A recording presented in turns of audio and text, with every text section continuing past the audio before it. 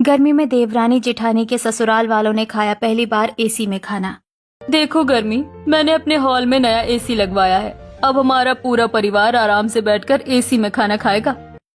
बहुत अच्छा किया कि तुमने एसी लगवा लिया। इतनी गर्मी में बिना एसी के रहना बहुत मुश्किल है। अरे थोड़ी एसी चलाकर हमें भी हवा खिलाओ। गर्मी में खाना बनाकर बहुत परेशान हो गए हैं। तुम देवरानी जेठानी की औकात है एसी की हवा खाने की? ईंट और टीन के बने ससुराल में रहती हो और सपने एसी की हवा खाने के देखती हो। तुम हमें हमारी गरीबी के ताने मारने लाई थी क्या?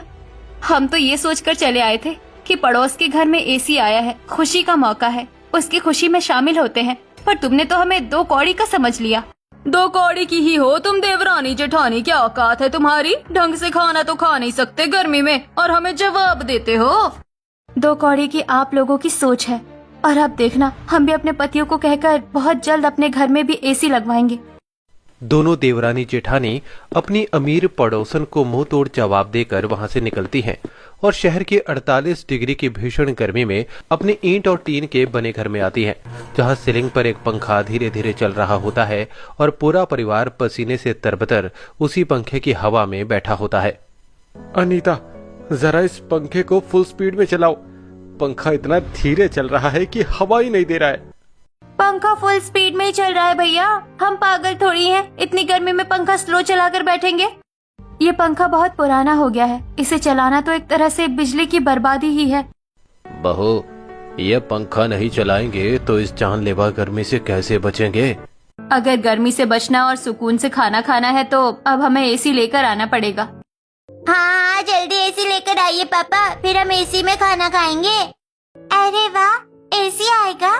एसी से बहुत ठंडी हवा आती है। मैं एसी में ही खाना खाऊंगी पापा, जल्दी से एसी लेकर आइए। हम एसी जरूर लेकर आएंगे, पर अभी नहीं। हमें थोड़ा समय दो, क्योंकि अभी हमारे पास पैसे नहीं हैं। फिलहाल हमें खाना दे दो। खाना खाकर हम काम पर निकलते हैं। हमें मालिक की गाड़ी लेकर निकलना है, माल लोड भी करवाना है। नीरज एक तरफ माल लोड करवा रहा होता है, दूसरी तरफ नीलम और अनीता रसोई में आकर पूरे परिवार के लिए खाना परोसती हैं। गर्मा गर्म खाना और भीषण गर्मी की वजह से सभी परेशान नजर आते हैं। मम्मी, बहुत गर्मी लग रही है, मुझे नहीं खाना है इतनी गर्मी में खाना। मैं भी नहीं खाऊंगा, कितनी गर्मी लग रही है हमें। बच्चों, परेशान मत हो, अब गर्मी है तो लगेगी ही। मैं तुम्हें अपने हाथों से खाना खिलाती हूँ और मैं हाथ पंखे से तुम लोगों को हवा करती हूँ। नीलम हाथ पंखे से पूरे परिवार को हवा करती है, लेकिन किसी को जरा सी भी राहत नहीं मिलती। खाना खाने के बाद अरुण और नीरज तेज धूप में अपने मालिक की मालगाड़ी लेकर रवाना हो जाते हैं। ऐसे ही दिन बीत हर रोज घर वाले गर्मी में बैठकर खाना खाते हैं और एसी के सपने देखते हैं। एक शाम अरुण और नीरज पसीने से भीगे हुए घर लौटते हैं। पापा, चाचा, आप दोनों ने कहा था कि आप एसी लगवाएंगे और हम सब एसी में बैठकर खाना खाएंगे, पर आप लोग अभी तक एसी लेकर नहीं आए। बेटा, अब हमसे भी गर्मी बर्दाश्त नहीं होती है। उम्र हो गई है, कभी कभी तो चक्कर ही आ जाते हैं। तुम लोग एक एसी खरीद ही लो। इस हफ्ते हमें मालिक ने एक भी बड़ा काम नहीं दिया है। इस गर्मी में उनके पास भी ज्यादा काम नहीं है, इसलिए हम एसी के पैसे नहीं जुटा पाए। ओहो, एक तो ईंट और टीन का बना ये छोटा सा घर, ऊपर से हमारा इतना बड़ा परिवार, इसमें सिर्फ ये खटारा पंखा। बिना एसी के हम गर्मी कैसे बिताएंगे? अब तो निवाला भी गले से नीचे नहीं उतरता है। ऐसी बात है तो हम मालिक से बात करके नाइट शिफ्ट में बड़ी गाड़ियों की ड्राइवरी का काम कर लेते हैं। उससे कमाई भी ज्यादा होगी। घर पर लौटने में एक हफ्ता भी लग सकता है और कभी कभी उससे भी ज्यादा समय लग सकता है। इतने दिन लग जाएंगे, पर क्या करें? और कोई उपाय भी तो नहीं है। ठीक है, आप लोग नाइट शिफ्ट का काम ले लीजिए। नीलम की बात सुनकर नीरज हामी भर देता है। इसी तरह एक दिन रात को गर्मी से सब परेशान हो जाते हैं।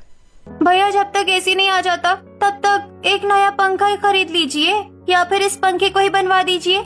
अगले दिन अरुण और नीरज पंखा उतारते हैं और पंखा बनाने वाले के पास आते हैं। भाई साहब, अगर आप पंखा बनवाना चाहते हैं तो इसका आर्मचेयर बदलना पड़ेगा, जिसमें 2500 रुपए खर्चा आएगा।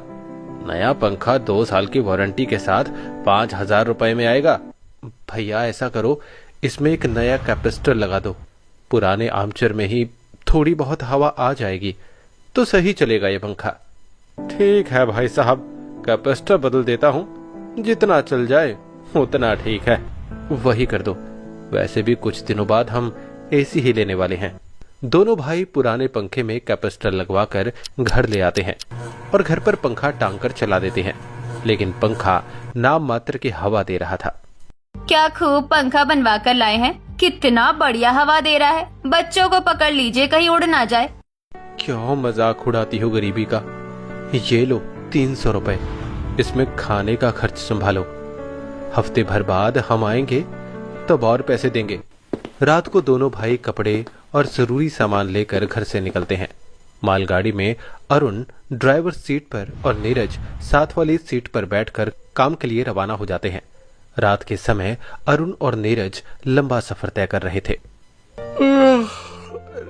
रात में गाड़ी चलाना तो बड़ा मुश्किल काम है भैया। खिड़की से ठंडी हवा आ रही है जिससे इस गर्मी में गहरी नींद लग रही है। तू सो जा, मैं तो गाड़ी चला ही रहा हूं। भैया आप तेज गाड़ी मत चलाना भैया। अपनी पूरी बात किए बिना ही नीरज सो जाता है।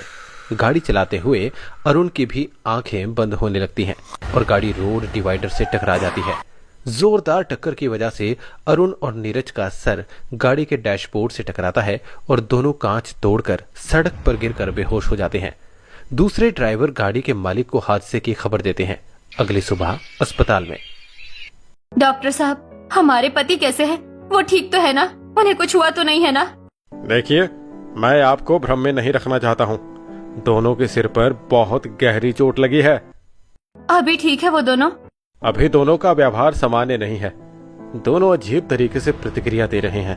साफ शब्दों में कहूँ तो सिर में लगी गंभीर चोट की वजह से दोनों मानसिक रोगी जैसी अवस्था में पहुंच गए हैं। बहुत संभाल कर बात करो। तुम्हारी हिम्मत कैसे हुई मेरे बच्चों को मानसिक रोगी कहने की? हंसते खेलते जवान बेटे हैं मेरे, उन्हें कुछ नहीं हो सकता। पूरा परिवार नीरज के पास आता है। दोनों भाई पागलों की तरह हंस रहे थे। अनीता और नीलम अपने पतियों का हाथ पकड़ती है और दोनों भाई अपनी पत्नियों को थप्पड़ मार देते हैं। हमारा हाथ मत पकड़ो, हमें खेलने जाने दो। अरे मेरे केले कहाँ हैं? बंदर केले नहीं छीनते। मेरे केले दो, मुझे केले दो। अपने पति, बेटे और भाई की यह हालत देखकर पूरा परिवार रो पड़ता है। डॉक्टर दोनों भाइयों को पागल खाने में शिफ्ट करवा देते हैं। देखिए, आपके पतियों के इलाज में काफी खर्च आएगा। फिलहाल आपको 20,000 रुपए जमा करने पड़ेंगे। 20,000? हमारे घर में तो 2,000 रुपए नहीं है, हम 20,000 कहाँ से लाएंगे? अब तो हमारे पति के मालिक ही हमारी मदद कर सकते हैं। वैसे भी हमारे पति उन्हीं का काम करते हुए घायल हुए हैं। अनीता और नीलम आशुतोष के पास पहुंचती हैं। तुम दोनों यहाँ क्यों आई हो? मालिक, आपका काम करते हुए हमारे पति घायल होकर अस्पताल पहुंच गए हैं। डॉक्टर ने तुरंत 20,000 रुपए जमा करने के लिए कहा है और हमारे पास पैसे नहीं है। तो मैं क्या करूं? मैं तुम्हें पैसे नहीं दे सकता। मुआवजा न सही, उधार मानकर दे दीजिए, हम आपके पैसे लौटा देंगे। कहाँ से चुका दोगे? उन दोनों की दिमागी हालत ठीक नहीं है। और वैसे भी मेरी इतनी बड़ी गाड़ी और उसमें लोड सामान का नुकसान हुआ है, उसकी भरपाई कर लूं, यही मेरे लिए बहुत बड़ी बात है। अनीता और नीलम उदास होकर घर लौट आती हैं और सारी बात परिवार को बताती हैं।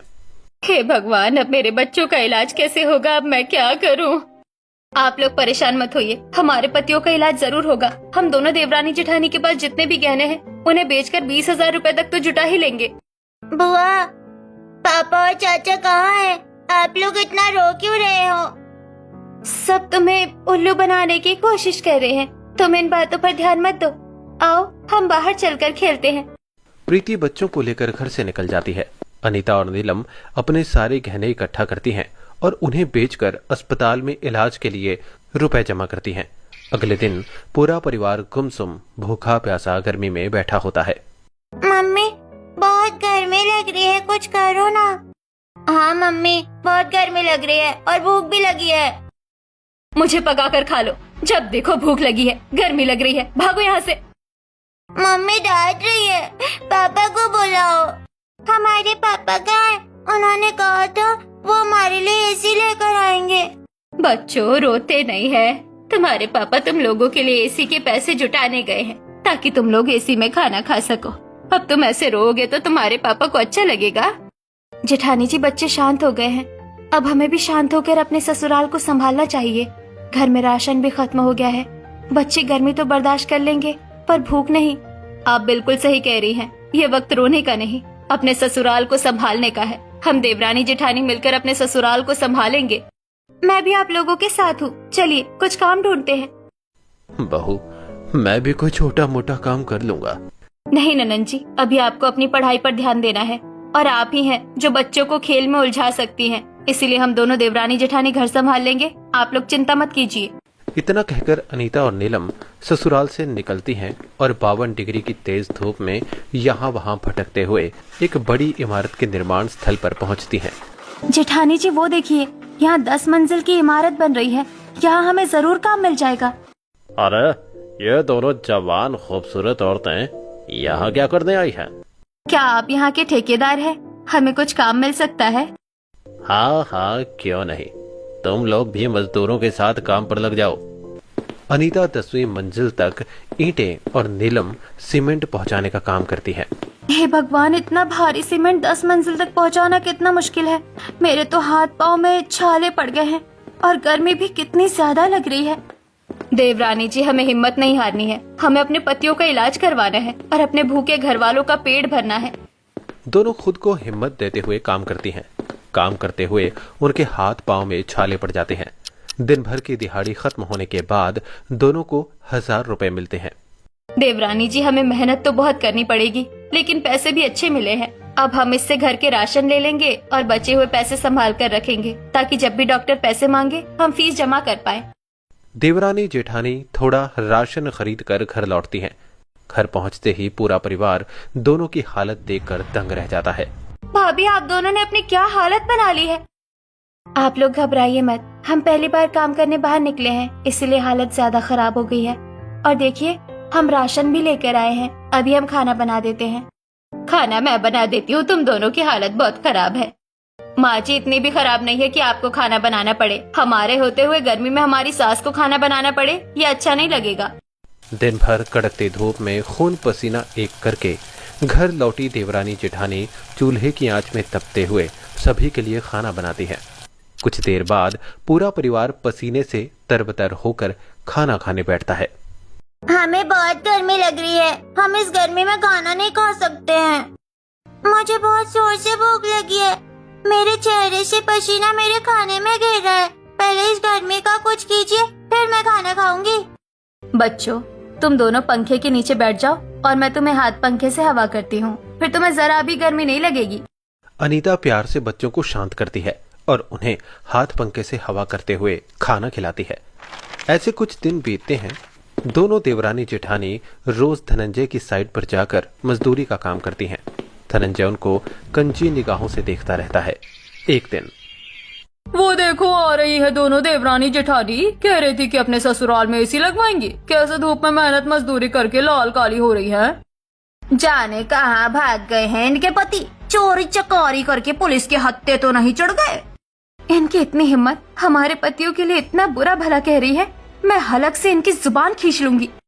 खुद को संभालिए देवरानी जी, आपने ही कहा था ना कि हमें अपना आपा नहीं खोना है।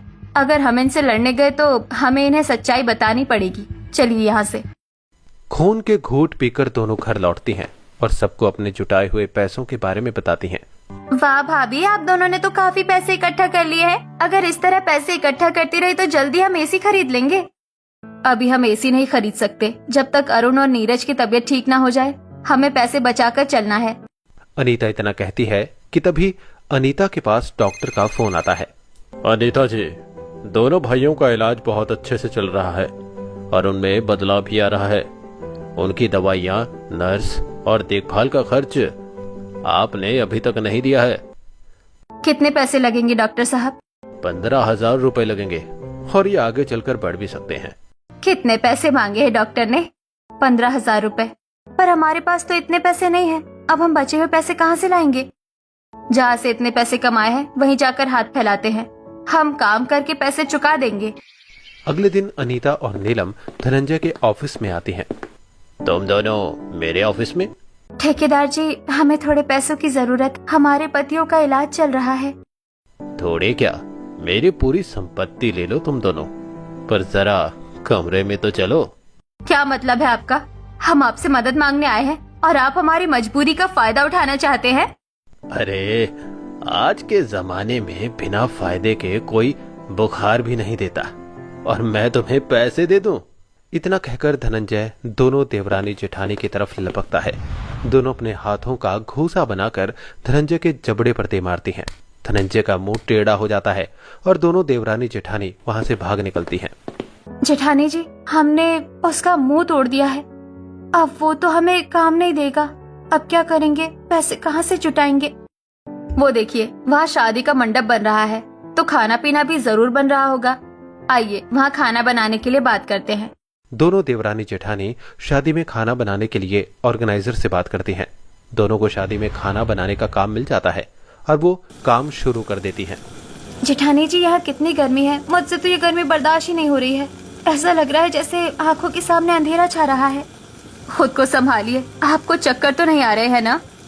अनीता नीलम को पकड़ती है। तभी नीलम बेहोश होकर अनीता की गोद में गिर जाती है।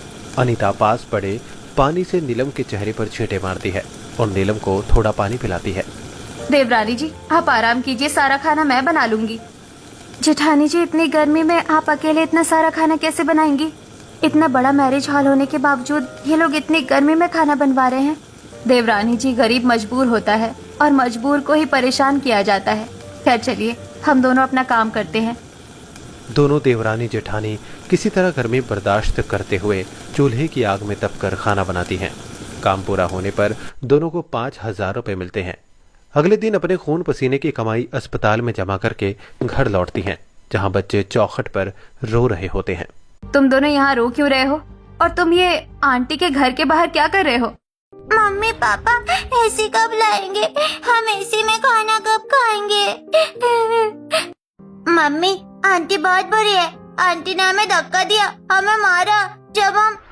पड़ोस के अमीर बच्चे बिट्टू और चिंटू अपने एसी कमरे में ढेर सारे खिलौने लेकर आरव और निशा को चिढ़ा रहे होते हैं। हमारे कमरे में एसी लगा हुआ है, तेरे घर में तो एक ढंग का पंखा भी नहीं है। हम एसी में बैठकर खाना खाते हैं, एसी में सोते हैं और एसी में ही खेलते हैं। ये देख हमारे खिलौने। कमरा तो बहुत ठंडा है, यहाँ तो जरा भी गर्मी नहीं लग रही है। हम भी यहाँ तुम लोगों के साथ खेल सकते हैं? हाँ खेल सकते हो, पर दूर से। हमारे खिलौनों को हाथ नहीं लगाओगे। दूर से कैसे खेलेंगे? हम सिर्फ तुम्हें देखने थोड़ी आए हैं। बिट्टू और चिंटू आपस में खेलने लगते हैं।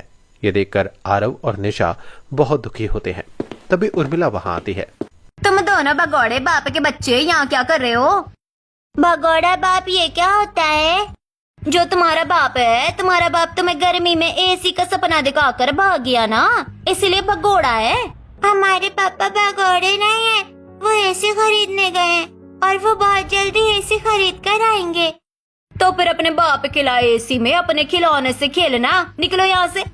उर्मिला थप्पड़ मारते हुए दोनों बच्चों को घर से बाहर निकाल देती है। रो मत बच्चों, तुम्हारे पापा भगोड़े नहीं है और तुम गर्मी में जरूर एसी में खाना खाओगे। जेठानी जी, हम इतनी मेहनत कर रही हैं, तो थोड़ी मेहनत और सही। अब हम अपने बच्चों को एसी में खाना जरूर खिलाएंगे। अपने पतियों का वादा हम पूरा करेंगे। अगले दिन काम की तलाश में अनीता और नीलम एक बड़े बाजार की दुकानों पर काम मांगती हैं, पर उन्हें कहीं काम नहीं मिलता। दोपहर की तेज धूप में भटकते भटकते दोनों संजय के नींबू पानी के ठेले के पास पहुंचती हैं। देवरानी जी सुबह से यहाँ वहाँ भटक रहे हैं, एक काम तक नहीं मिला। अब तो प्यास से गला भी सूख गया है। जेठानी जी, सरकारी नल में भी पानी नहीं आ रहा है। तो नींबू पानी पीजिए ना, इतनी गर्मी में मेरे ठंडे नींबू पानी से ही राहत मिलेगी आपको। जेठानी जी, ये नींबू पानी वाले भैया सही कह रहे हैं। कितने का है भैया? एक गिलास 25 रुपए का है, 2 गिलास के 50 रुपए। क्या 25 रुपए का एक गिलास? 5 रुपए के नींबू में? मैं फकीरों के लिए नींबू पानी नहीं बेचता हूँ। जिनकी जेब में गांधी होता है, ये नींबू पानी उन्हीं के गले की प्यास बुझाता है। तुम जैसे लोगों के लिए सरकारी नल का पानी है। बात तो आपकी सही है। इतनी गर्मी में जितने भी पैसे वाले लोग हैं नींबू पानी जरूर पीते हैं, हम यहाँ वहाँ भटक रहे हैं। इससे अच्छा हम भी नींबू पानी बेचेंगे, वो भी सही दाम में, ना कि लोगों की मजबूरी का फायदा उठाकर। हाँ, हम ये कर सकते हैं। अभी हमारे पास कुछ पैसे भी हैं, जिनसे हम ठेला, नींबू और दूसरी चीजें खरीद सकते हैं। दोनों देवरानी जेठानी घर आती हैं और अपना नींबू पानी बेचने का आइडिया सबको बताती हैं। बहुओं, तुम दोनों देवरानी जेठानियों के भरोसे ही इतने दिनों से हमारा पेट चल रहा है। तुम लोगों को जैसा ठीक लगे वैसा करो, हम तुम्हारे साथ हैं। अगले दिन दोनों लकड़ियां और पहिए खरीदती हैं और खुद ही कीलों से जोड़कर एक ठेला तैयार करती हैं। दोनों एक मिट्टी का मटका भी खरीदती हैं। फिर सुबह 4 बजे पैदल शहर के बाहर जाकर किसानों से कम दाम में नींबू खरीदती हैं। डिस्पोजल गिलास और बाकी सामान लेकर दोनों बाजार में अपना नींबू पानी का ठेला लगाती हैं। कल मैंने सही दाम में नींबू पानी क्या नहीं दिया, इन्होंने तो यही नींबू पानी का ठेला खोल दिया। ठंडा ठंडा नींबू पानी पीजिए। मिनरल वाटर का नींबू पानी सिर्फ 15 रुपए। 15 रुपए मिनरल वाटर का नींबू पानी सिर्फ 15 रुपए। 15 रुपए में मिनरल वाटर का नींबू पानी? हे भगवान, लगता है ये दोनों मेरा धंधा बंद करेंगी। नींबू पानी पीने आए ग्राहक संजय और दोनों देवरानी जेठानी के बीच खड़े होकर सोचने लगते हैं कि कहाँ जाए। पहले बाजार में तो सिर्फ यही नींबू पानी बेचा करता था, अब ये लोग कहाँ से आ गए? अब किसका नींबू पानी पिए? मेरा नींबू पानी भले 25 रुपए का है, पर अच्छा है। वो लोग 15 रुपए में नींबू पानी बेच रही हैं और कह रही हैं कि मिनरल वाटर का है। आप खुद समझदार हैं कि मिनरल वाटर का नींबू पानी कोई 15 रुपए में कैसे बेच सकता है। संजय के भड़काने से दोनों देवरानी जेठानी एक गिलास नींबू पानी भी नहीं बेच पाती हैं और निराश होकर घर लौट आती हैं। मम्मी, आप लोग नींबू पानी बेचने गई थी ना, हमें भी नींबू पानी पिलाओ ना। हाँ बच्चों, ये लो नींबू पानी। इतना सारा नींबू पानी? इतना ही नींबू पानी तो तुम लोग बनाकर लेकर गई थी। माँ जी, एक गिलास नींबू पानी नहीं बिका, सारा नींबू पानी बच गया है। क्या नींबू पानी नहीं बिका? पर तुम लोगों ने तो मिनरल वाटर का नींबू पानी बनाया था, फिर क्यों नहीं बिका? उस नींबू पानी वाले की वजह से। वो महंगे दामों में नल के पानी का नींबू पानी बेचता है और लोगों से कहता है कि हमारा सही दाम वाला मिनरल वाटर से बना नींबू पानी खराब है। झूठा कहेगा। बहू, झूठ एक बार और सच बार बार जीतता है, भले देर से जीतता है। तुम लोग अपनी मेहनत पर कायम रहो, तुम्हें तरक्की जरूर मिलेगी। माँ जी बिल्कुल सही कह रही है, हम हार नहीं मानेंगे। फिलहाल ये नींबू पानी हम लोग पीकर खत्म कर देते हैं, कल हम नया नींबू पानी बनाएंगे। अनीता और नीलम गर्मी में तड़प रहे अपने पूरे परिवार को ठंडा नींबू पानी पिलाती हैं।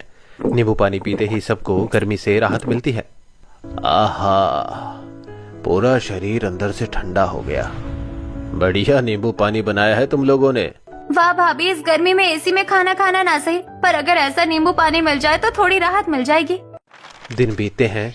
अगले दिन अनीता और नीलम मिनरल वाटर बेचने वालों से घड़ा भरकर मिनरल वाटर खरीदती हैं और अपना ठेला तैयार करके बाजार में चली जाती हैं। आज भी उनके ठेले पर एक भी ग्राहक नहीं आता है। चाहे कुछ भी हो जाए, हमें हिम्मत नहीं छोड़नी है, हमारे पास भी ग्राहक जरूर आएंगे। बहुत देर तक कोई ग्राहक नहीं आता और देखते देखते दोपहर हो जाती है। तभी गर्मी से परेशान एक बुजुर्ग दोनों देवरानी जेठानी के ठेले पर पहुंचता है। क्या हुआ चाचा, आपकी तबीयत बहुत खराब लग रही है। बेटी, बहुत प्यास लगी है। ना जाने मैं रेलवे स्टेशन से कहाँ के लिए निकला था और यहाँ पहुँच गया हूँ। चाचा, आपकी तबीयत पहले ठीक हो जाए, ये ठंडा नींबू पानी पीजिए, फिर आपको जहाँ भी जाना है हमें बताइए, हम आपको इस ट्रेन में बैठा देंगे। अनीता और नीलम सियाराम को ठंडा नींबू पानी पिलाती हैं। नींबू पानी पीते ही सियाराम के चेहरे की थकान गायब हो जाती है। ये देखकर आसपास के सभी लोग दोनों देवरानी जेठानी के ठेले की तरफ देखने लगते हैं। अरे वाह बेटियों, इतना बढ़िया नींबू पानी, ये कौन से पानी से तुमने बनाया है? ये सामान्य पानी तो नहीं है। ये मिनरल वाटर है और हमने इसे मिट्टी के मटके में रखा हुआ है, जिससे इसका स्वाद और भी बढ़ गया है। हमारे नींबू पानी भी देसी है। तुम दोनों सच कह रही हो? अगर ऐसी बात है तो जरा एक गिलास नींबू पानी मेरे लिए भी बनाओ, मैं भी तो देखूं कैसा नींबू पानी बना रही हो तुम, जो इस थके हारे चाचा के चेहरे पर इतनी मुस्कान आ गई।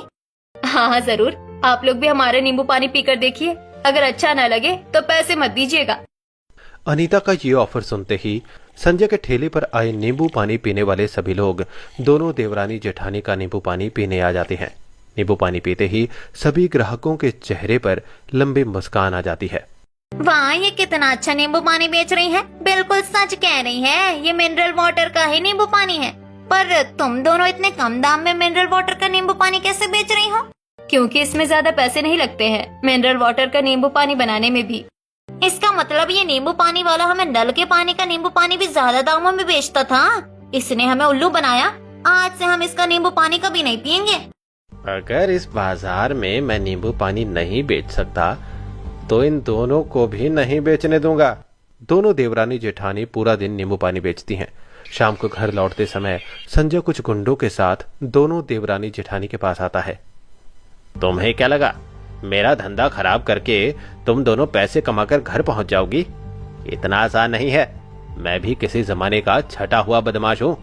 रहा होगा तो किसी जमाने का बदमाश।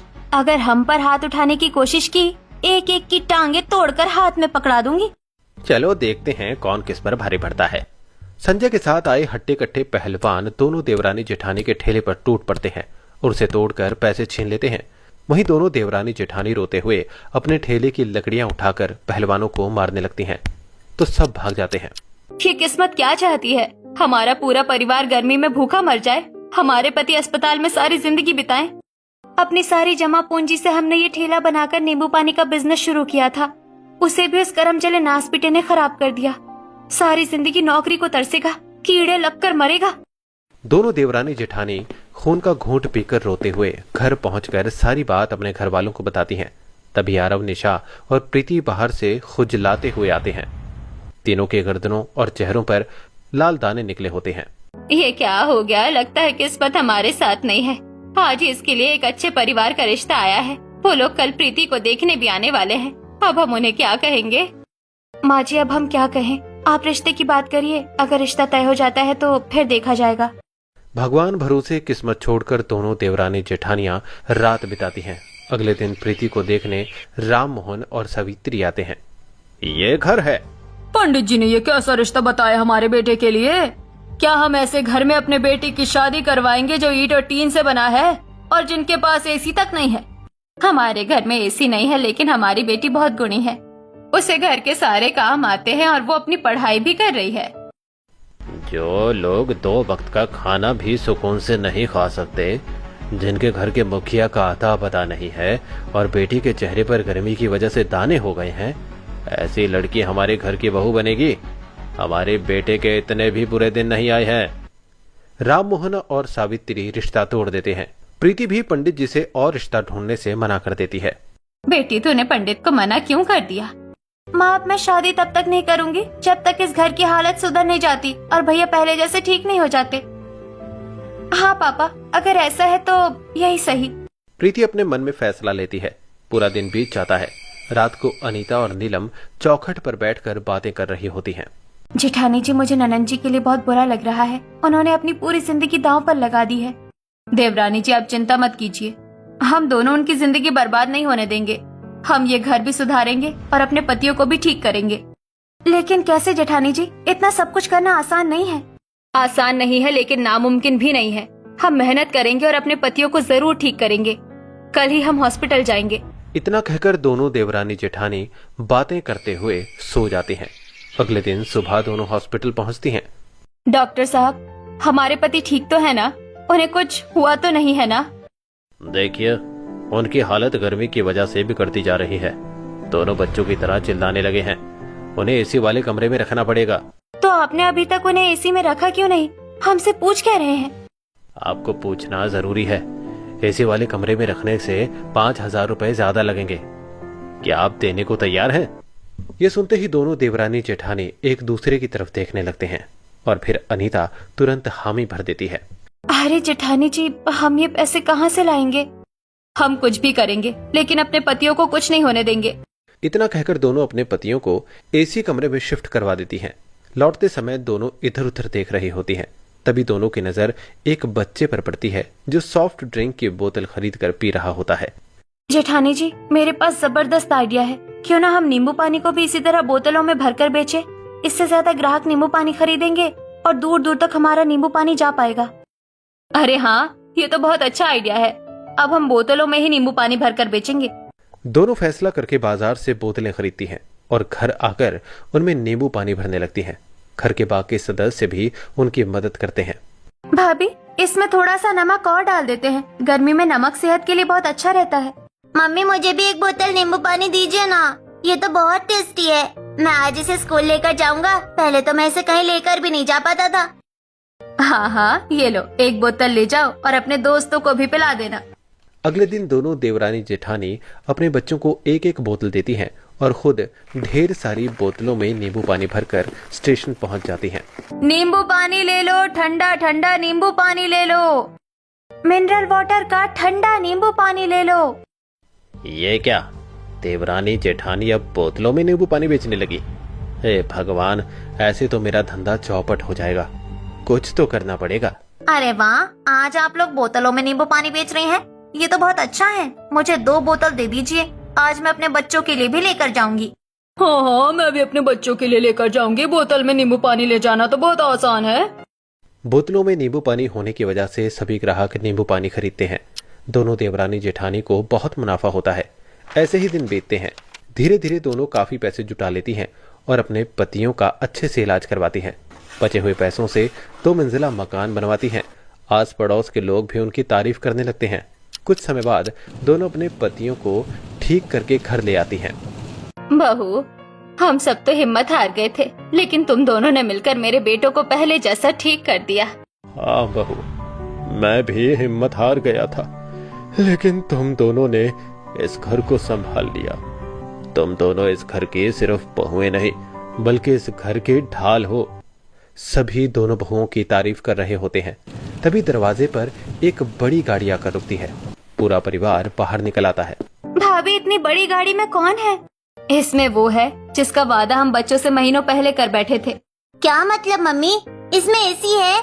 अनीता और नीलम दोनों बच्चों की तरफ देखकर मुस्कुरा देती हैं। पूरा परिवार समझ जाता है कि गाड़ी में एसी है। एसी घर में लग जाता है। हमने इन्हें कितने ताने मारे थे, लेकिन ये हिम्मत नहीं हारी। आज देखो अपने पूरे परिवार के साथ कितनी खुश है। देखो ना, इनके घर में पहले एक पंखा तक मुश्किल से चलता था और आज पूरा परिवार 2 मंजिला मकान में एसी की हवा खा रहा है। पूरे मोहल्ले में दोनों बहुओं की तारीफ होने लगती है। पहली बार पूरा परिवार एक साथ एसी वाले कमरे में बैठकर खाना खाता है। मम्मी, आज के खाने में तो अलग ही स्वाद है। स्वाद कैसे नहीं होगा, आखिर एसी में बैठकर जो खा रहे हैं। अनीता, तुम मेरी पत्नी ही नहीं, मेरी ढाल हो। तुम्हारे बिना मैं कुछ नहीं हूँ। नीलम, तुमने मेरा साथ तब दिया जब मैं खुद को भी नहीं पहचानता था। तुम मेरी पत्नी नहीं, मेरी ताकत हो। हमने तो बस अपना फर्ज निभाया है। परिवार साथ हो तो कोई भी मुश्किल बड़ी नहीं होती।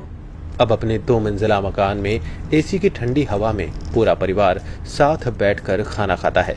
लंबे संघर्ष के बाद आखिरकार घर में खुशियां लौट आती हैं।